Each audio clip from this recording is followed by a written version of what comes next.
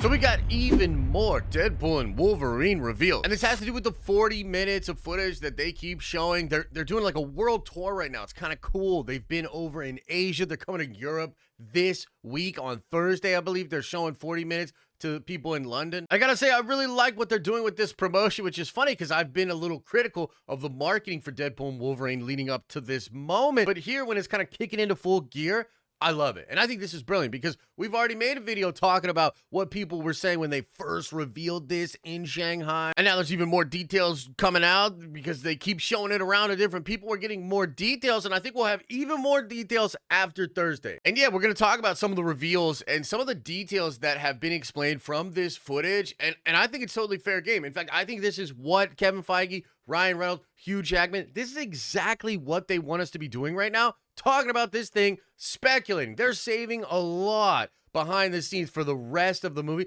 but this 30 to 40 minutes that they are showing, they want it to generate conversation. And so there are just a couple of things I wanted to pick out, and also too, kind of a disclaimer here.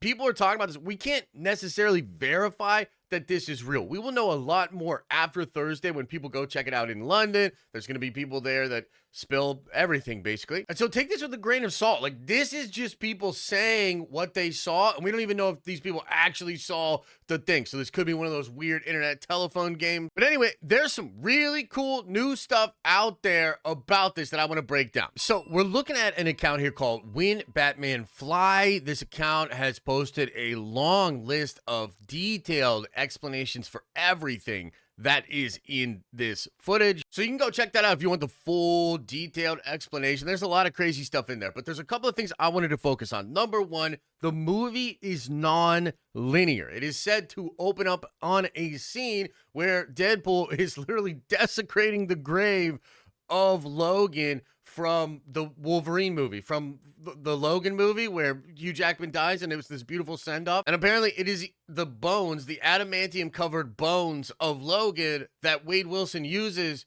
to kill the TVA agents that find him there. And then basically Deadpool's gonna backtrack, gonna kind of Tarantino this thing and take us back to what happened. And honestly, that's a pretty Deadpool thing. He's done that in the other movies as well, so to be expected. But for some reason, I just thought this movie would be a little bit more linear than the other two. I guess not. Now, the other thing that's revealed in this trailer, and I think this is pretty important because it has to do with the actual plot of the film, we get details on what's going on with the TVA, what's going on with Deadpool, what's going on with Logan. This is really interesting. So essentially, Agent Paradox tells Deadpool that he now has to fight to try to save the sacred timeline. We see that in some of the trailers hinted at. Other scoopers have talked about this as well. But essentially, Agent Paradox is going to explain to Deadpool that his universe is dying and there's nothing they can do about it, so he might as well just leave and come help the TVA to preserve the sacred timeline. Now, the TVA is going to introduce the concept of the anchor beings. This is something we've talked about in other videos, where a singular being, if they die or leave a particular universe, the universe starts to decay and fall apart. Now, according to this When Batman Flies account, and this is shown in the footage,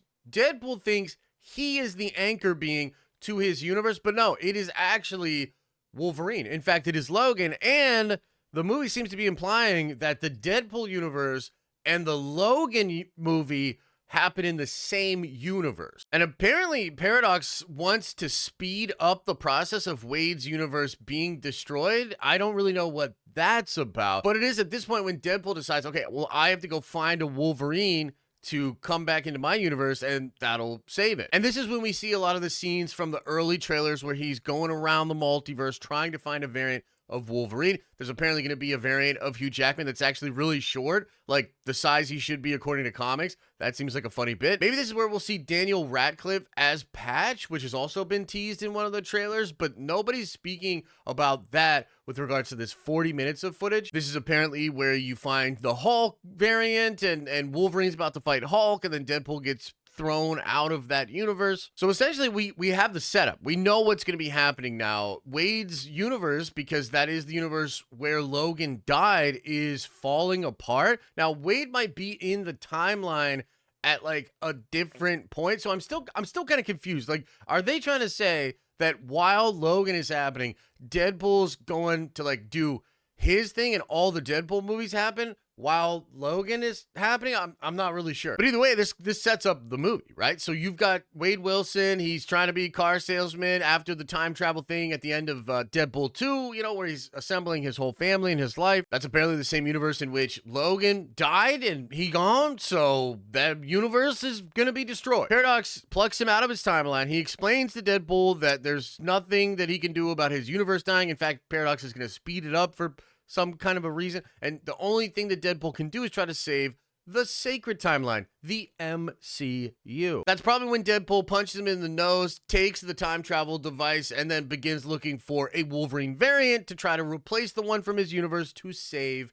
his universe. This is when he's going to find that alcoholic, crappy version of Wolverine, which is the one we're going to follow in the movie. You know, we've talked about this, but the variant, the main Wolverine for Deadpool and Wolverine, pretty much a failure. He's a drunk. He allowed Stryker and all those people to come in at the end of X2 and slaughter all the mutants, which is going to be explored. Another thing that's revealed on the footage is an interview Deadpool's going to have with Happy Hogan, literally Jon Favreau, and there's a lot of jokes here about Deadpool wanting to be in the MCU, Happy kind of rejecting him, telling him he should aim for a middle ground. But Wade is apparently chosen to join the Sacred Timeline by the TVA. So he's going to fight for the Sacred Timeline, but he's also supposed to be joining the Sacred Timeline. Now, that's kind of interesting because there was an old rumor that there was this concept of these beings that were going to be chosen almost like a Noah's Ark situation. Maybe the TVA realizes the entire multiverse is destroyed, that it's going to be destroyed, like it's inevitable. And so they're selecting people to sort of place into this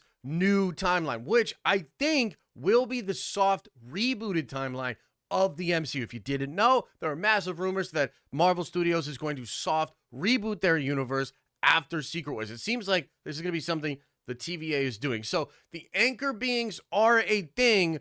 Deadpool is not an anchor being, but they are also grabbing up people from different universes for the basically one timeline or the new timeline called the Sacred Timeline. Now, another really cool thing that's happening in the movie, and this is in the footage, is Emma Corrin's character, who's Cassandra Nova. She's going to explain to Deadpool and Wolverine that she's the twin of Charles Xavier. She's going to like put her fingers or hands into their minds or their brains. And from there, we're going to see a ton of X-Men, right? So you're going to see Juggernaut, Azazel, or Nightcrawler. And I think that's fascinating because this will allow us to get X-Men in the movie just through the memories of these two characters, which existed in an X-Men universe. So that's dope because we get a ton of X-Men. I think we'll get a lot of explanation of like what the hell was going on with Deadpool's actual universe there. What's the deal with that? And how is he in the same universe as Logan? And regardless of that, I just think it's fascinating to use a character like Cassandra Nova who can read minds, and we could get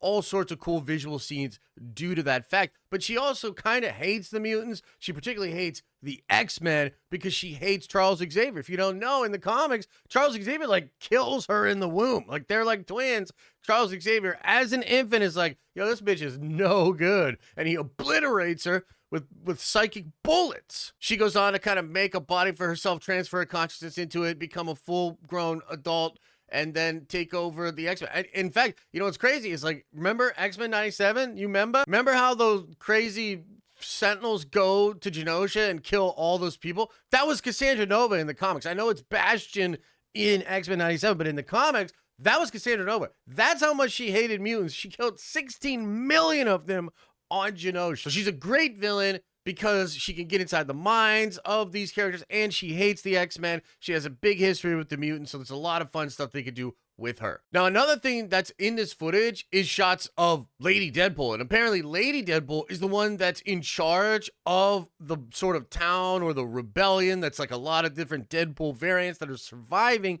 on the Void, in spite of Cassandra Nova being there and trying to take over everything. Apparently she has a super long ponytail, which might be CGI. People said she sounded like Blake Lively, but they weren't really sure. That's all cool, man. That's good stuff. A lot of fun stuff there to speculate about, get excited about. And again, we've only seen, I mean, I haven't seen shit other than the trailers, but the people out there, they've only seen like the 30 to 40 minutes. So we're talking about stuff and we're not even sure 100%, you know, if it's all in the movie. I don't even know if every place is being shown the same 30 to 40 minutes. It's possible some of the stuff's been changed. It's possible some of the stuff isn't even in the movie, although I think that would be kind of weird. So I think a lot of this stuff is going to be in the film. Oh, and also, there's a lot of Marvel jokes here. A lot of jokes at Marvel's expense, a lot of jokes at Fox's expense. Deadpool apparently calls the multiverse a very tired trope, says it's very lazy, and that the MCU is just full of cameos. Like, I saw this account, this When Batman Fly account, say that the movie feels like it was written by two people on Twitter, one that absolutely loves the MCU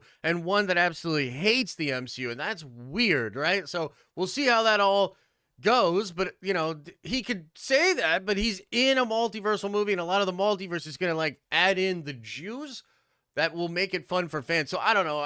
I guess we'll just have to see how it all feels, and we'll see how all the jokes kind of take. But like, I don't mind laughing at ourselves. I mean, the multiverse saga has been kind of not that great. But guys, that's the latest on the footage, the latest on what to expect with Deadpool and Wolverine. I think some of this stuff really does help to bring the plot into focus, to answer some of our questions, and to introduce even more questions that we're going to be excited to get the answer to when we finally see the movie. Of course, let me know your thoughts about all this stuff, all the descriptions, and I'll probably make another video after Thursday because I believe even more will come out at that time. And as I always say, I hope you are having an awesome and a nerdy day, and I'll see you in the next video.